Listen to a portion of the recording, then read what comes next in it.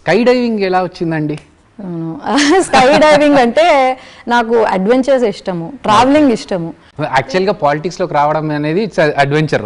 First step అక్కడ పడింది. It's not an adventure అసలే. No, I don't accept. నాకు మాకు భయం. It's a challenge. అదే అండి, అడ్వెంచర్ వేరు, ఛాలెంజ్ వేరు. బేసికలీ ఐ లైక్ ట్రావెలింగ్ అనమాట. ఏదైనా ఒక కంట్రీ వెళ్తే అక్కడ ఏదో ఒకటి అడ్వెంచర్ చేయాల్సిందే.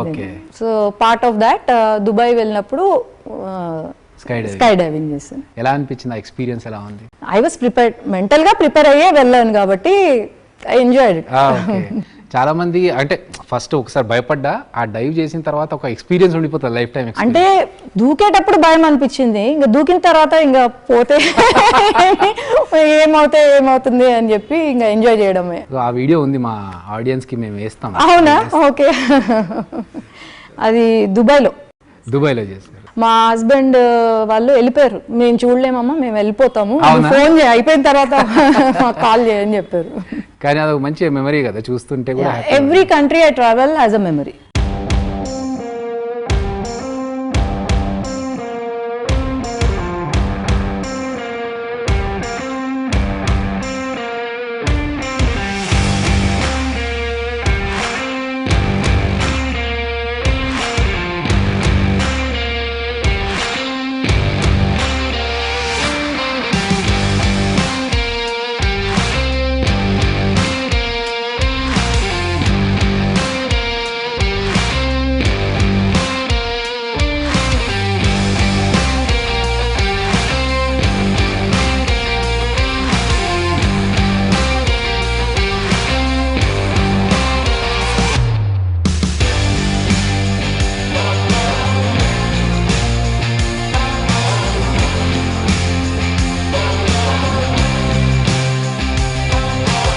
ఎన్ని కంట్రీస్ ట్రావెల్ చేశారండి ఇప్పుడు? ఎక్కువ ట్రావెల్ చేయలేదు బికాస్ ఆఫ్ మై స్టడీస్, లేదంటే. But I make sure that I ఒక కంట్రీ అంటే అది ఎవరు చూడకూడదని కంట్రీ, అంటే కామన్ గా ఉండకూడదు. Tanzania, I'm planning South Africa, Kenya ఈ ఇయర్ అనుకున్నాను. నేను లాస్ట్ ఇయర్ ఫిన్లాండ్ వెళ్ళాను. Finland and Estonia. అదే మీరు ఎత్తుకుతున్నారు కరెక్ట్ గా, ఎవరికి తెలియని పేరు ఏంటి ఎస్టోనియా. ఐ వాంట్ గో, అక్కడికే వెళ్ళాలని నా కోరిక. ఇప్పుడు నేను యుఎస్ కి ఇంతవరకు వెళ్ళా. అవునా? తెలుసా మీకు? I didn't go. అయ్యయ్యో, నాకు వీసా వచ్చినా నేను వెళ్ళలే. కామన్ ప్లేస్ అనే అందరికి నాకు ఇష్టం ఉండదు వెళ్ళడము. ఫస్ట్ లెట్ మీ సీ అన్ని డిఫరెంట్ కంట్రీస్ చూసి తర్వాత చూద్దాం. మంచి ప్లేస్ అంటే it's a good thing. Different places ని ఎక్స్ప్లోర్ చేయడం అనేది. నాకు అక్కడ కల్చర్, పీపుల్ అది చూడాలంటే ఇంట్రెస్ట్ మోర్ దాన్ ప్లేసెస్. ఏంటి వాళ్ళ పొలిటికల్ సిస్టమ్ ఎలా ఉంటుంది. మొన్న ఫిన్లాండ్ వెళ్ళినప్పుడు ఎన్నో మంచి విషయాలు అక్కడ కూడా. She lady is ruling that country. Finland సరే right.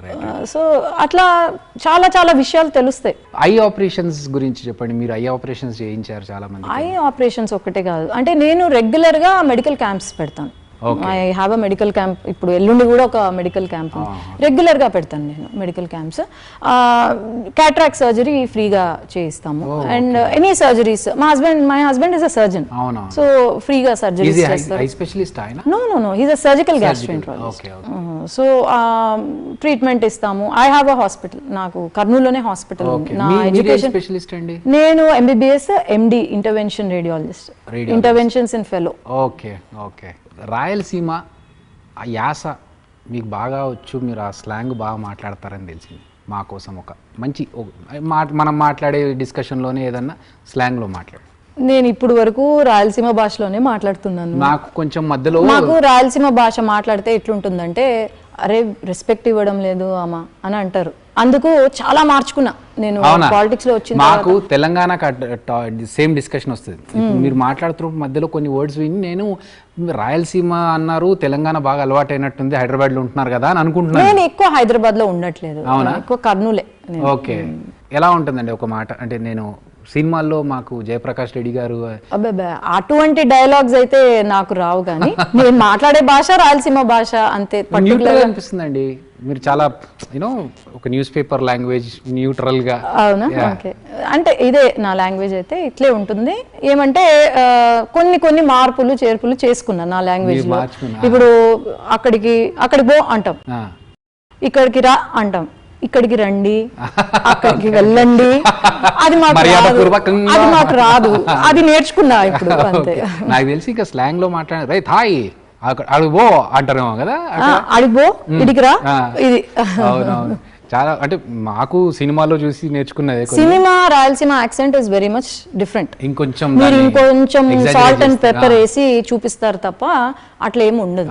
Okay okay okay. Usual గా కడప సైడ్ వేరు ఉంటుంది యాక్సెంట్, మా సైడ్ నంద్యాల సైడ్ వేరే ఉంటుంది. కొంచెం మార్పులు అనేవి ఉంటాయి. మామూలుగా ఇప్పుడు వచ్చే స్టూడెంట్స్కి లైక్ మీరు ఒక డాక్టర్ ప్రొఫెషన్ నుంచి ఉండి పాలిటిక్స్, దేశ సేవ కోసం కానీ ప్రజాసేవ కోసం కానీ, సో యూత్కి మీరు ఏమైనా మెసేజ్ ఇవ్వాలనుకుంటే what you want say? Obviously ఇప్పుడు చదువుకున్న వాళ్ళు రావాలి, రాజకీయాల్లోకి రావాలి. కానీ కేవలం ఈరోజు నేను ఒక డాక్టర్, ఒక MBBS సర్టిఫికేట్ ఉన్నంత మాత్రాన, లేకపోతే మీరు ఒక ఇంజనీర్గా ఉండే మాత్రాన మీరు you don't say you are educated.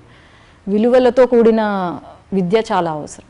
ఈరోజు ఎలా ఉన్నారంటే పిల్లలు కూడా, ఐ డోంట్ నో, నేను చూసే దాన్ని బట్టి నీ రోల్ మోడల్ ఎవరు అని అడిగితే what do they say?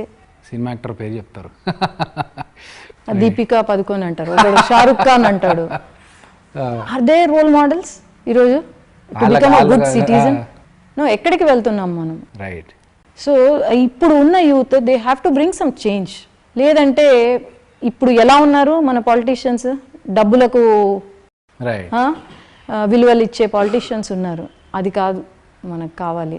So యువత ముందుకు రావాలి అంటే ఫస్ట్ ఈ సిస్టమ్ ఏదైతే ఇప్పుడు నడుస్తుంది